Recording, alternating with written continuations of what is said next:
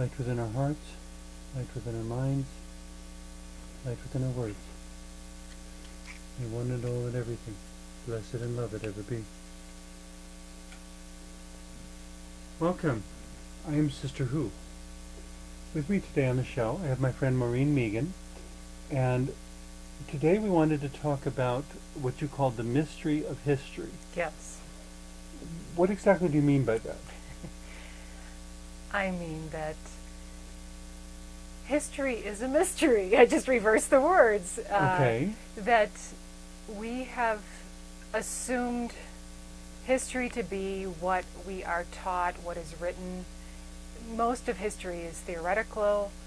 We weren't there. We're getting it from secondhand sources. And often, as it's said, history is written by the winners. Right. The conquerors get to relate the history, and then we have going to what is called ancient history, when artifacts are found, and we have, oh, well, this is when writing was first invented, and this is the invention of this. We don't know that. It's a theory, but we just don't have any evidence of anything else. We don't, but I'm endlessly amazed that it's not stated as theory, that it's stated as fact. And so, watching Discovery Channel shows or National Geographic, and they'll say this is the first book ever written. Well, that's a theory. It may be the first book ever written, but it's the first book ever written until we find an older book. But that's left out. So then you hear people repeating, well, the first alphabet is here, or the first civilization is there. And I just think it closes us off to this understanding that the planet is billions of years old. Okay. And that in that time, to imagine that civilization just sprang up about 30,000 years ago is kind of, in my opinion, ridiculous. Seems to me, just speculating here, that as many places as humanity has been on this planet, when you look at written records or artifacts, it seems to me it must be 25% or less of civilizations have left us anything. Because so many civilizations that others wrote about described them as being oral cultures, or cultures that didn't generate artifacts. And the only reason we know they were there at all is that somebody else who kept books mentioned them.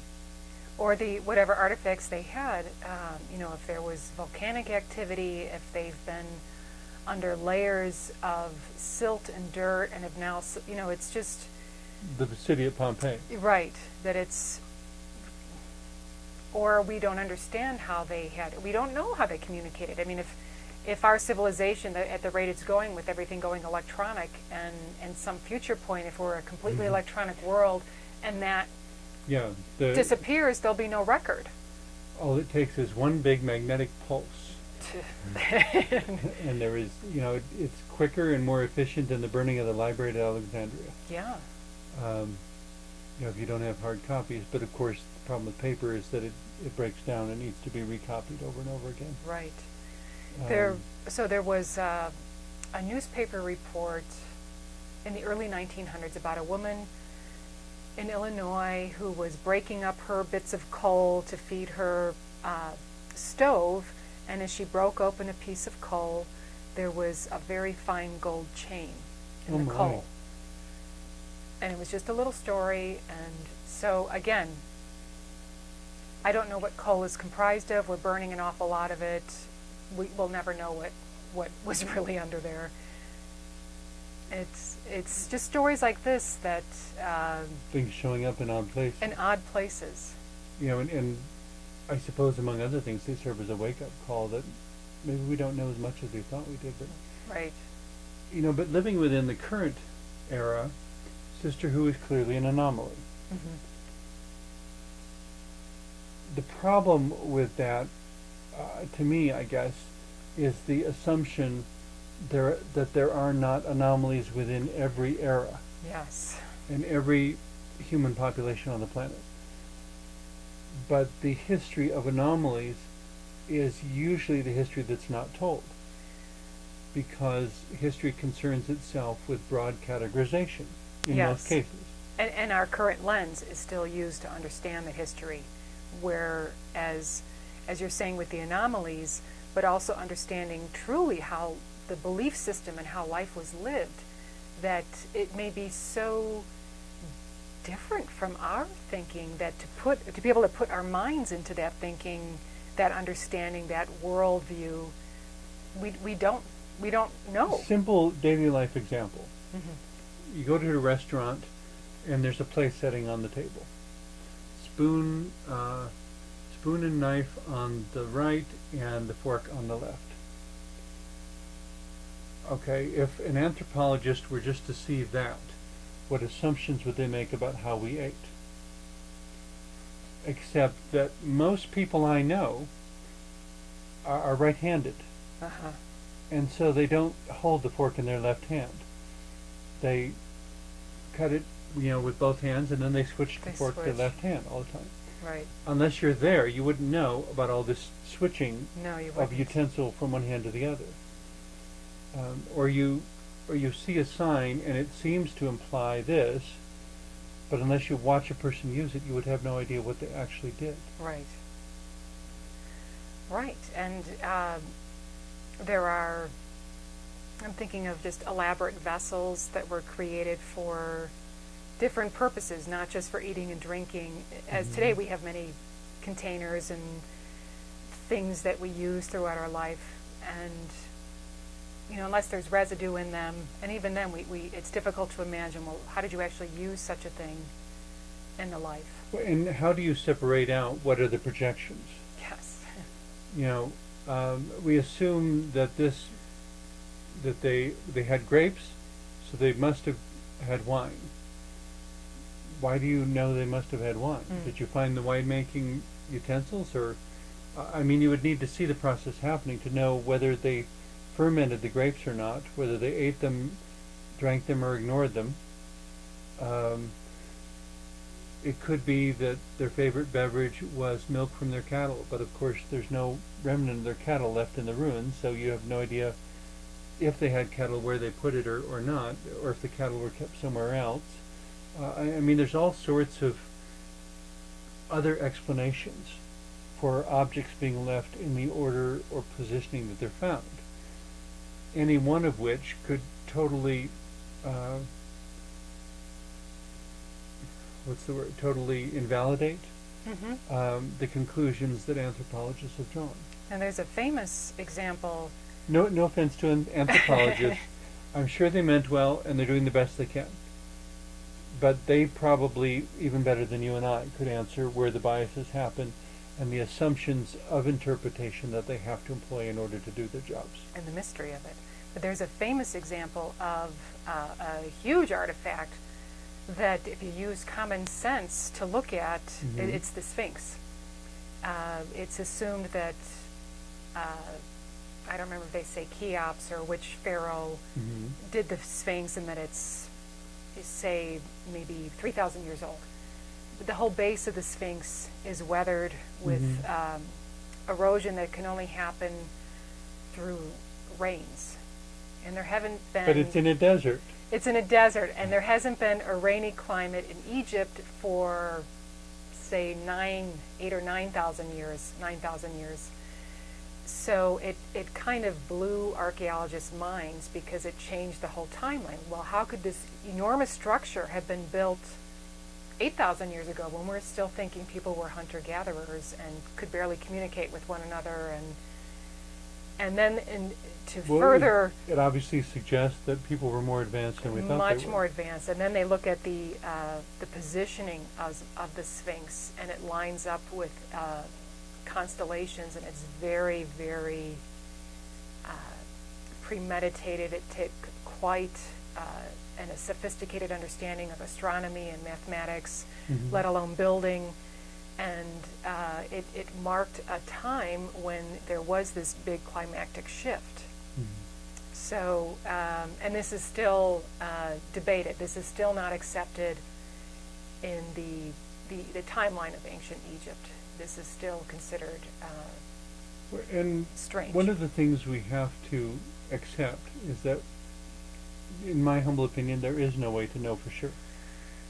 it will remain a mystery until such time as we have the ability to travel back in time and study time in its own, Venue. things when they were happening. But there's even argument about that, because as soon as we would do that, there's a chance that we could alter the past, Right. and thereby change the future, so that we ourselves may never have been born at that point. Right. So I don't know if we'll ever have the ability to travel through time, but there may be good reasons that we won't. Maybe we could view time instead of having to be in the time. There'd be a way to view the time. Except that in all sorts of scientific experiments that they've done, the almighty they, I'm not sure who, but I've read of these, that the outcome of the experiment changes as soon as it's observed.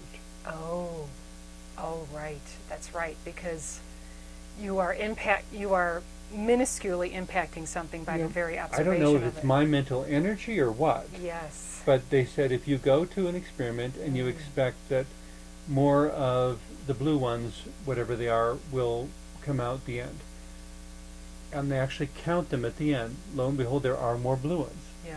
So then you tell another person, go in here and count these coming through, but we believe more red ones are going to come out. And you release exactly the same number, even numbers of Right. each, blue and red. And all the marbles or whatever they are roll down, and lo and behold, more of the red ones came out. Yeah. And the only thing that changed was the person with an expectation. Yeah, that is. And it's mind-boggling. It is. But It but is. then when you mix that with history, if we try to look back and observe history, there's no way to say objectively what it would be, because our expectation immediately influences what's there. Another example is King Richard III, that we know him from Shakespeare as being this monstrous, humpbacked, murderous, horrible, despotic king. Okay. And that was propaganda for the Tudors, for Henry VIII's father, and then during Elizabeth's time to get all of England to really accept that the Tudors are wonderful rulers and good riddance to the past. And the reality is that King Richard III was actually a very fair ruler, and it seemed that his subjects thought highly of him. So the Tudors worked very hard, as you said, history is written by the conquerors, and they worked very hard to eradicate the memory of what he really did, and so that now today, we think of him as, oh, Richard III, who, he gives me the creeps. He was terrible, And it disappoints me, in the historical incidents I've seen go by, how I can already see the retelling altering in dishonest propagandistic ways, and people speaking highly of a particular politician, for example, and it's like, I no, can't was imagine there. who you mean. It's like, no, I was there. It didn't happen that way. I was there too, and no, it didn't happen that way. Well, there's a whole lot of possibilities. Yes. I'm thinking of one in particular. And everyone has their opinions, and I'm not meaning this to turn into political debate, but what we're talking about is how history is always perceived, and it's always interpreted. And the notion of an objective description of history is virtually impossible. Yes. Because there's no independent observer recording everything that happens. And the minuteness of the daily life, the things that we don't know that were so vital to just the living of life. And so when they have archaeologists who excavate these midden heaps, and they find out so much about really what the diet was about, or just the little day-to-day things that are so important to understanding and it's all very the time. interesting. But I would caution any of them against presuming that they have the whole picture. Oh, absolutely. They're in every population. There's still the anomalies. Right. And just because there isn't a record of them doesn't mean they weren't there. Oh, there may purposefully not be a record of them. That may be a way of controlling what may have happened. One of my favorite books is called Dreams of Dragons by Lyle Watson. And my favorite chapter in there is the first one, where he talks about what he calls Bosca Toys. Yes. And I was like, Bosca Toys? I've never heard the word before. He describes it as if it was a personal experience. I have no reason to think it wasn't, but it's intriguing in any case. He said, as a young man, he was walking along a particular coast of Africa and discovered a skeleton in the sand. But it was a total misfit, and he said it was what would be considered a Boscapoid. Mm-hmm. This thin, small, willowy body of a child with this skull that has a 30% larger brain capacity than an adult today. Yeah. But the fascinating thing was that there were no artifacts with the skeleton except for one.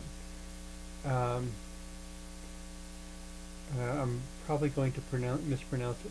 Operculum or something? I don't know. It's a shell, right? It's some obscure word you almost never hear, but it's in the dictionary. It's the shell that covers the bottom of a snail's foot, so that when it retreats into the shell, it's like closing the door, and has the shell over the opening. And that one of those shells was in the palm of the skeleton's hand, which to me would clearly symbolize the closing of the door at the end of the skeleton's life, or the person's life, whoever that was. And somehow he said he recognized it as sacred, and he covered it back up and left it there, not disturbing anything. But the challenge of that, he said, was to consider the possibility of a civilization so advanced that they needed no artifacts at all, that they were so in perfect balance with the world around them, that they slept on the beach, they ate plants and fish wherever they were, they didn't need houses, they didn't need objects, and 30% larger brains. How they must have imagined all sorts of things. Mm-hmm. Maybe they were even telepathic, who knows? But the point being, there were no material objects. Right. And so the challenge of that is to consider how many non-material cultures this planet may have seen, who left no trace. Right. We don't know. And so we assume too quickly that they were never there. Right.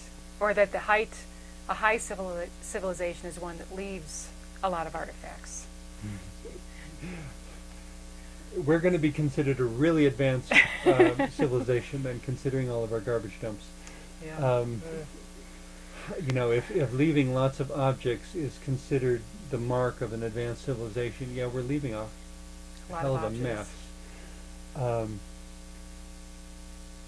Could we, with all of the materialism in the world today, though, could we evolve to the point of the Boscapoids in Lyle Watson's book, that we would need no objects?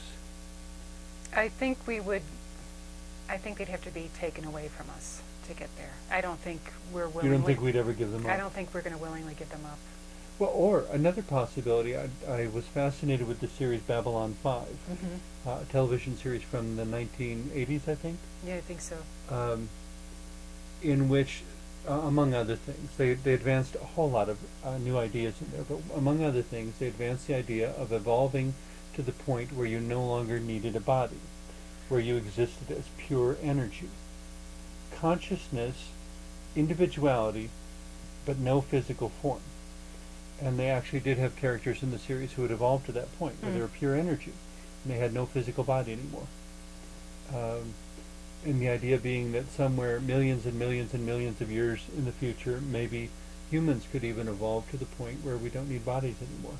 Well, that's also the way when we hope to communicate with alien life forms that are intelligent, we use our concept of what it is to communicate. Well, they must understand radio signals. They must understand visuals, and And because we're getting no responses, we're thinking, well, there's no, where's the intelligent life? Whereas maybe they're just laughing at us, like. And they're laughing. They're sending us radio signals. Right.